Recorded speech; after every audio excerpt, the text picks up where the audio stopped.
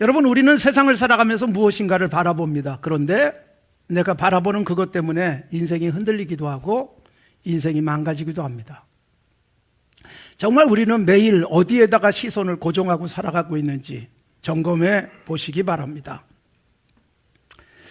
성경을 읽으면서 예수님만 바라보면서 인생이 바뀐 사람도 있어요. 고전적인 이야기지만 에이브러함 링컨 같은 분들이 그런 분들이잖아요. 오직 성경에 주목을 했습니다. 학교 다니지 못하고 공부는 못해도 성경 속에 모든 것이 있었던 것입니다. 꿈을 키울 수 있었고, 그리고 건강한 가치관을 가슴속에 새길 수 있었던 것입니다. 우리들의 가치관, 우리들의 삶의 걸음걸음, 그리고 나의 정체, 과연 어떤지 점검해 보십시오. 그것이 무엇을 통해서 만들어지고 있습니까? 그리스도인이라면 영적으로 성장할수록 주님을 제대로 바라볼 수 있어야 됩니다. 그런데 교회를 오래 다니다 보면 정말 예수님이 더 선명하게 보여야 되잖아요. 그런데 나이 들면서 노안이 오는 것처럼 이렇게 시력들은 나이 들면서 변할 수 있어요. 정말 영적 노안이 오지 않도록 조심하셔야 돼요. 교회 생활을 오래 했는데 제대로 안 보이는 거예요. 예수님이 안 보이는 거예요. 말씀이 안 보이는 거예요. 자꾸 세상에 지저분한 것들만 보게 되고, 그러다 보니까 우리의 마음도 혼탁해질 수 있습니다. 우리 눈으로 들어온 것이 마음속에 쌓이잖아요. 그 마음속에 쌓인 것을 우리는 입으로 표현합니다. 그러니까 말하는 것은 내 안에 무엇이 담겼는가에 따라서 달라지는데, 안에다 담는 방법이 눈으로 보는 것이죠. 그리고 더 나아가서 귀로 듣는 것이죠. 그래서 이게 가득 쌓였다가, 그러니까 좋은 것 보고 좋은 것 들으면 입에서 좋은 것이 나가게 되는 것입니다. 제가 지금까지 목회하면서 가장 중요하게 여긴 것이 무엇일까요? 제 목회에서 예수님을 바라보게 하는 것이었습니다. 제가 예수님을 가리키고 살았습니다. 그런데 제 손만 보다가 예수님을 놓칠 수 있다는 것입니다. 김용택 시인이 제게는 참 늘 감동을 주는 시를 많이 쓰셨는데, 그 중에 이런 시가 있습니다. 달이 떴다고 전화를 주시다니요 라는 시예요. 제가 참 감동을 받았습니다. 달이 떴다고 전화를 주시다니요. 이 밤 너무 신나고 근사해요. 내 마음에 생전 처음 보는 환한 달이 떠오르고 산 아래 작은 마을이 그려집니다. 간절한 이 그리움들을 사무쳐 오는 이 연정들을 달빛에 실어 당신께 보냅니다. 세상에 강변에 달빛이 곱다고 전화를 다 주시다니요. 흐르는 물 어디쯤 눈부시게 부서지는 소리 문득 들려옵니다. 이런 시예요. 달은 맨날 뜨는데, 그런데 누가 전화해서 달 떴어. 그러면 여러분 무슨 반응을 보이겠어요? 미친놈. 그럴 수 있잖아요. 아니, 달이 언제 안 떴냐? 그럴 수 있잖아요. 근데 여러분, 달 떴다는 전화를 받고 밖을 보니 정말 달이 너무 예쁘게 보이는 거예요. 늘 보던 달인데 그날은 더 달이 주는 의미가 근사해요. 그러니까 저는 그런 역할을 계속하는 거예요. 예수님이 계시다는 거 여러분 다 알고 있고, 주님이 어떤 분인지 알고 있지만 제가 계속해서 그분에 대해서 가이드하고 있습니다.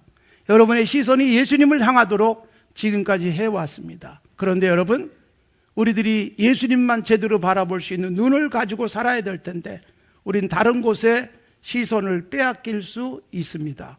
교회 생활하면서 예수님이 보이지 않고 예수님을 가리는 누군가가 보일 수 있어요. 예수님을 가리는 역할 중에 가장 많이 그 역할을 하는 사람이 저일 수 있어요. 저는 예수님을 보여드리려고 했는데, 예수님을 보여드리려고 하는 저만 보지 마십시오. 저를 통해서 안내되어지는 그분을 보십시오. 그리고 더 나아가서 교회 생활하다 보면 우리를 심하게 시선을 흐리게 만드는 옆에 있는 사람들이 있을 수 있어요. 거기에 여러분 시험에 들지 않도록 조심하십시오. 누군가가 나의 신앙을 해방할 수 있어요. 그런데 그때 그것을 바라보기보다 예수님을 바라보십시오. 아, 예수님께서도 심하게 방해받으셨고 예수님께서도 너무나도 많은 주변에 정말 흔들어 놓고 죽이려고 하는 자들의 온갖 어려움을 겪지 않으셨나. 심지어 결국은 십자가에 달려 죽으신 예수님. 그런 거 생각하면 우리는 어떤 상황 속에서도 견뎌낼 수 있다는 것입니다. 그런데 자칫 잘못하면 예수 믿고 복 받으세요. 이럴 때 여러분 정말 예수 믿고 복 받으셔야 되는데 예수 믿고 복이 뭐예요? 예수 믿고 장사 잘 되고 예수 믿고 돈 많이 벌고 예수 믿고 승진하고 예수 믿고 합격하고 예수 믿고 건강해지고 여기에 초점이 맞춰지면 우리는 예수님을 제대로 보는 게 아닙니다. 예수님이 여러분 건강하시고 좋은 집에 사시고 좋은 옷 입고 예수님이 편한 길만 가신 것이 아니지 않습니까? 예수 믿고 살아간다는 것은 아 그래 예수님이라면 이런 때 이렇게 하셨겠구나. 예수님 바라보니까 오늘 내 어려움이 해석되는 거예요. 문해력을 키우는 거예요. 세상을 읽어낼 수 있는, 해독할 수 있는 능력이 커지는 거예요. 어려운 일, 그리고 내가 싫어하는 상황에서 거기서 예수님을 읽어내는 거죠. 아, 주님이 왜 이런 것을 내게 주실까? 이게 분명해지기 시작하니까 어떤 경우에도 감사, 찬송이 가능한 것입니다. 주님을 제대로 바라보지 못하면 여러분 세상 살아가면서 주님 덕분에 내가 올라가려고 하고 그런 생각이 들 수 있어요. 주님 덕분에 목사인 제가 사람들 위해 우뚝 서고자 하는 욕망이 자리 잡을 수 있어요. 굉장히 위험한 일이란 말이에요. 사도행전 12장에 보면 헤롯이 하나님이 친히 벌레 먹어 죽었다 그렇게 되어 있어요. 이유가 뭔지 아세요? 하나님의 영광을 가로챘기 때문이에요. 그러니까 목회자로서 하나님의 영광을 제가 가로채지 않도록 조심해야 되는 것이고 여러분들의 적극적인 협력이 필요한 거예요. 그건 뭐예요? 제가 가리키는 방향, 예수 그리스도, 그분을 제대로 봐야 되죠. 아, 목사님 안내를 해주셔서 오늘은 예수님이 선명하게 보입니다. 그렇게 말씀하셔야 되는 거예요. 아, 그동안 고민했는데 목사님께서 말씀하신 걸 들어보니까 문제가 해결됐습니다. 정말 예수님이 선명하게 보이고 예수님이 나를 붙들어 주는 것 같이 느껴집니다. 이게 건강한 그리스도인의 모습 아니겠습니까? 우리가 여러분 세상 살아가면서 제대로 된 시선을 유지할 수 있어야 합니다. 그래서 교회에 다니면서 신앙생활 오래 하셨을 때 예수님이 보다 선명해지셔야 돼요. 10년 전에는 이해되지 않은 상황이었는데 예수님이 더 가까이 보이고 예수님이 아주 분명하게 내게 확 들어오니까 10년 전에는 내가 상처 입고 시험에 들고 좌절했는데 이제는 기뻐할 수 있고 감사할 수 있는 삶으로 변하는 것, 이게 바로 우리들이 예수님께 시선을 제대로 맞췄을 때 나타나는 현상입니다. 예수님을 바라보십시오. 예수님을 전하는 사람을 바라보다가 실패할 수 있고 굉장히 많은 이단들이 있잖아요. 이단의 특징이 뭐예요? 예수님을 가리키고 설명도 하는데 그런데 여러분 이단의 특징은 그 사람에게 집중하게 만들고 어느새 그 사람을 하나님 자리에 앉혀놓는 것들이 이단인 것입니다. 사도행전 3장에 베드로와 요한이 예수님 승천하고 난 다음에 펼쳐주는 첫 번째 이적이 나옵니다. 기도하기 위해서 성전에 올라갔습니다. 제9시 기도 시간에 기도하기 위해서 성전을 올라갔습니다. 참 두 사람이 같이 성전에 기도하러 올라갔다는 것은 매우 중요한 거예요. 우리도 함께 기도하고 또 기도하는 나의 장소가 있다는 것은 굉장히 좋은 일이에요. 고무적인 일이에요. 그런데 여러분 성전에 올라가다가 성전 문 앞에서 구걸하는 사람을 만납니다. 40세쯤 된 사람, 한 번도 일어선 적이 없는 사람을 만났어요. 그가 베드로와 요한이 올라가니 역시 구걸하는 거예요. 그때 베드로가 매우 선명하게 말씀을 확실하게 선포합니다. 은과 금, 네가 원하는 은과 금, 돈은 나한테 없다. 그러나 나사렛 예수 그리스도, 그분의 능력이 내게 있다. 그 이름으로 일어나 걸으라. 그랬더니 40세쯤 된 그 사람은 벌떡 일어났어요. 사실 여러분 한 번도 걸어본 적이 없는 사람이 일어나서 걸으려면 혹시 일어나서 치유를 받고 일어났다 할지라도 물리치료를 한참 받아야 걸을 텐데 벌떡 일어나서 뛰어서서 걸을 뿐만 아니라 성전에 올라가서 하나님을 찬양하는 인생으로 바뀌는 거예요. 그러니까 예수님 만나면 어떻게 되는가를 우리에게 매우 중요하게 보여주는 것이고, 영적으로 우리가 그런 모습 아닐까요? 영적으로 성전에 제대로 올라가지 못한 채 성전 문에까지만 왔다가 매일 그냥 가는, 거기 쭈그리고 앉아가지고 변화도 없고 성전에 오지만 제대로 올라가서 기도도 찬송도 해보지 못한 채 거기서 우리가 추구하는 것이 은과 금, 내가 주님 앞에 나왔으니, 예배당에 왔으니 나에게도 은과 금 주옵소서, 그런 모습으로 주저앉아 있는 신앙일 수 있어요. 그런 40대쯤 된 남자에게 베드로가 선포한 것은 나사렛 예수 그리스도였습니다. 사랑하는 성도 여러분, 오늘 예배하러 오신 우리들은 나사렛 예수 그리스도, 예수를 제대로 바라보고 돌아가야 합니다. 자, 그런데 이렇게 베드로와 요한이 걷지 못했던 사람을 벌떡 일으키게 되니까 수많은 사람들이 몰려왔어요. 베드로와 요한을 주목합니다. 그때 사도행전 3장 11절 이하에 보면 베드로가 그 사람들에게 외칩니다.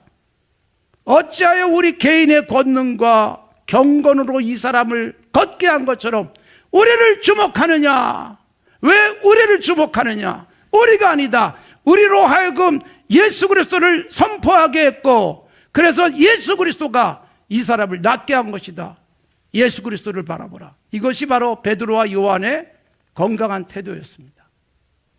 교회가 예수님 바라보게 해야 되는 교회인데, 교회가 건물만 바라보게 할 수 있어요. 야, 멋있다. 그러니까 우리는 예수님을 제대로 볼 수 있어야 되는 거예요. 정작 예배당에 왔는데 예수님은 안 보이고, 그래서 사실 저는 목회하면서 한 번도 이렇게 가운을 입지 않습니다.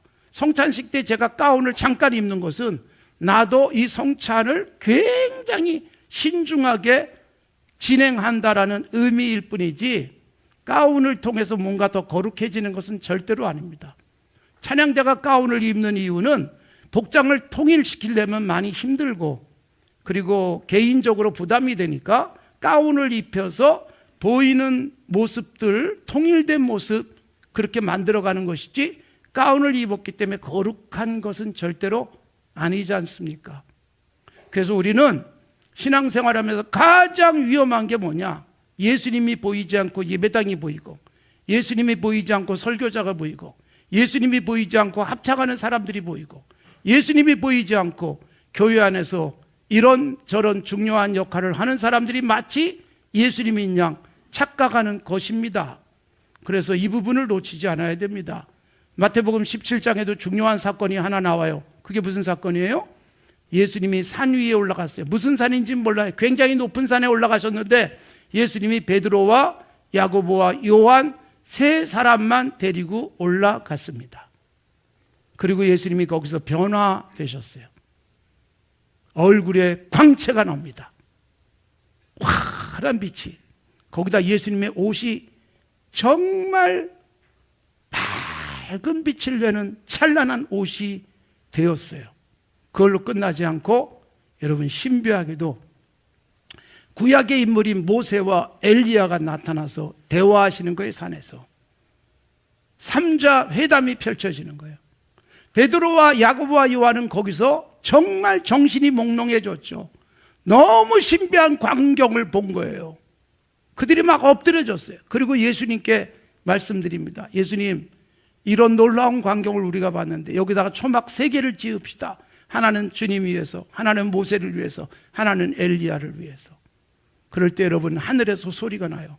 너희들 조용히 하고 그의 음성을 들어라. 그리고 모세와 엘리야도 사라졌어요. 여러분, 모세와 엘리야가 사라진 것은 예수님만 보라는 거예요. 모세도 엘리야도 예수님을 증거하기 위한 역할을 했던 것이지 그들이 예수님이 아니잖아요. 마치 설교자처럼 모세는 예수님에 대해서 내다보면서 예고했어요. 엘리야가 예수 그리스도에 대한 진정한 선지자적 역할을 감당했을 뿐입니다. 우리가 신앙생활하면서도 빠질 수 있는 굉장히 위험한 함정, 신비한 일들. 여러분, 예수 믿으면서 너무 신비한 곳에 매달리지 마십시오.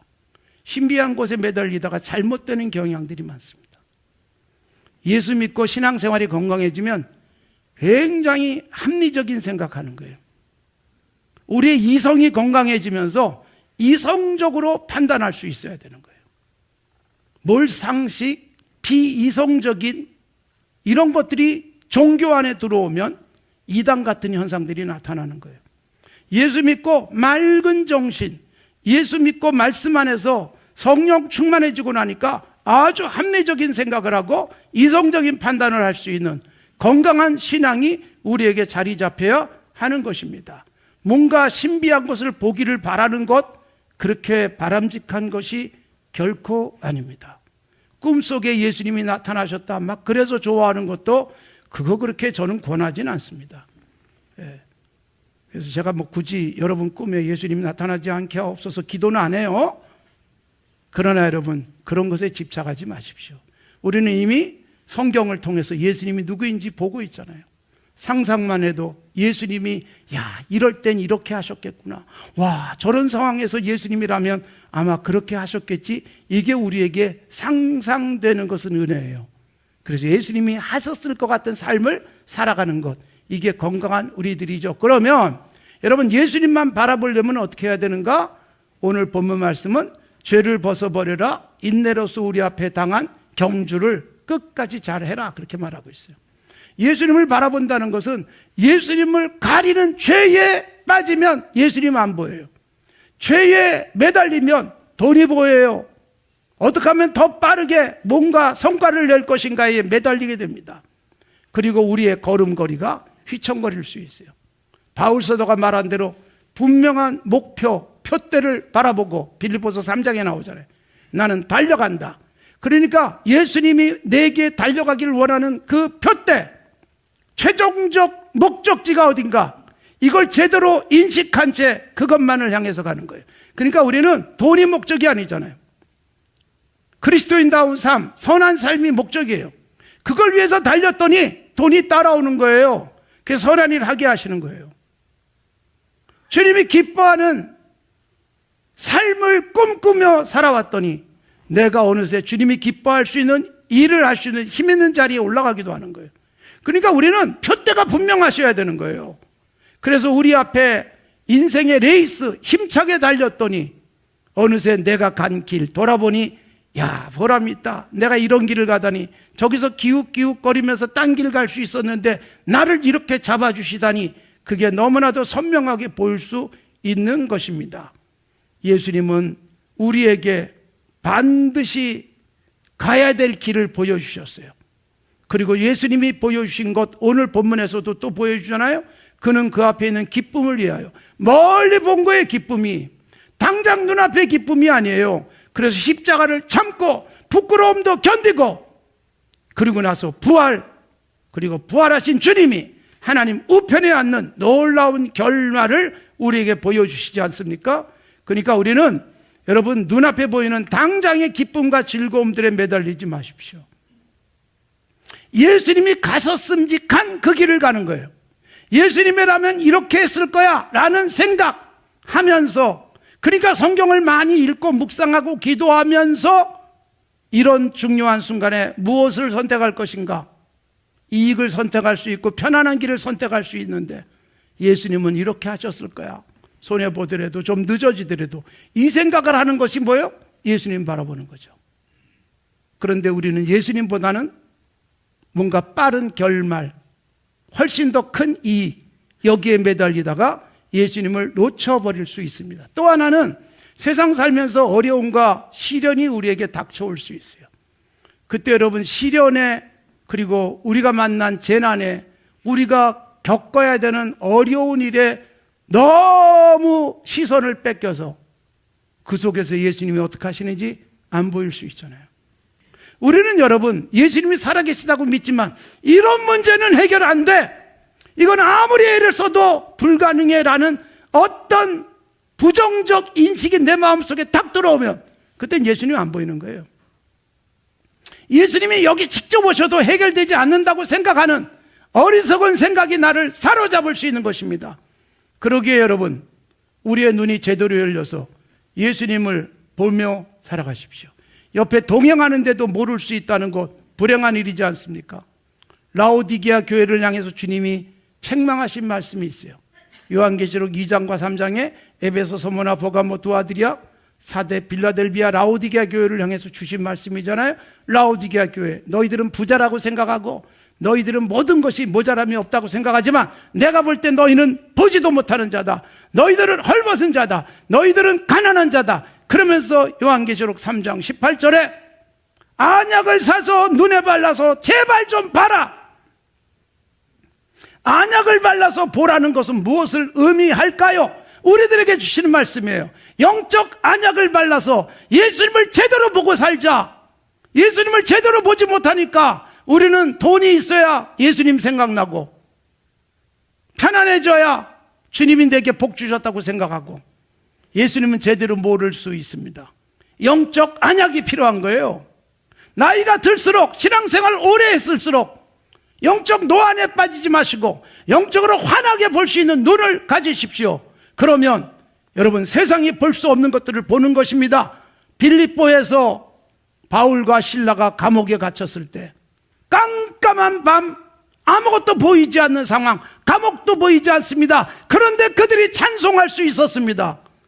우리의 눈에 보이는 게 없으니까 하나님을 찬양하면서 옥문도 열리고 문제들이 해결되잖아요. 우리가 여러분 상황만 쳐다보면 우리는 꼼짝도 못하고 상황에 갇혀버릴 수 있어요.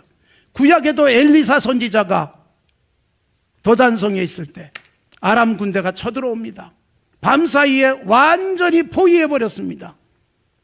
엘리사 선지자의 사환이 아침에 눈을 떠서 보니 완전히 포위됐어요. 이젠 끝났다. 이젠 죽었다. 이제는 아무것도 할 수 없다. 한탄할 때 선지자가 그의 눈을 열어주도록 기도합니다. 눈이 확 열리고 났더니 아람 군대도 보이지만 하나님의 군대가 완전히 에워싸 계시는 모습을 보면서 여러분 탄식이 찬송으로 바뀌는 거예요. 우리가 여러분 세상에서 분별력 가지고 살아야 돼요. 이게 내게 유리한지 불리한지, 어느 쪽이 빠른지 어느 쪽이 느린지 이거 알아야 돼요. 그러나 그걸 뛰어넘는 영적인 분별력이 필요한 거예요. 이게 나에게 불리하지만 그러나 하나님이 내게 이걸 요구하시는구나. 이게 나에게는 좀 느리게 가는 길이지만 하나님은 이걸 우리에게 요구하시는구나. 이걸 분별하면 정말 건강한 그리스도인으로 살아갈 수 있게 되는 것입니다. 제가 여러분과 함께 사역하면서 여러분들에게 시선이 흐트러지지 않도록 하기 위해서 끊임없이 예수님 보여주는 역할을 해왔습니다. 그리고 수많은 성도들이 저와 함께 예수님 보면서 답답한 상황 속에서도 우리는 감사했습니다.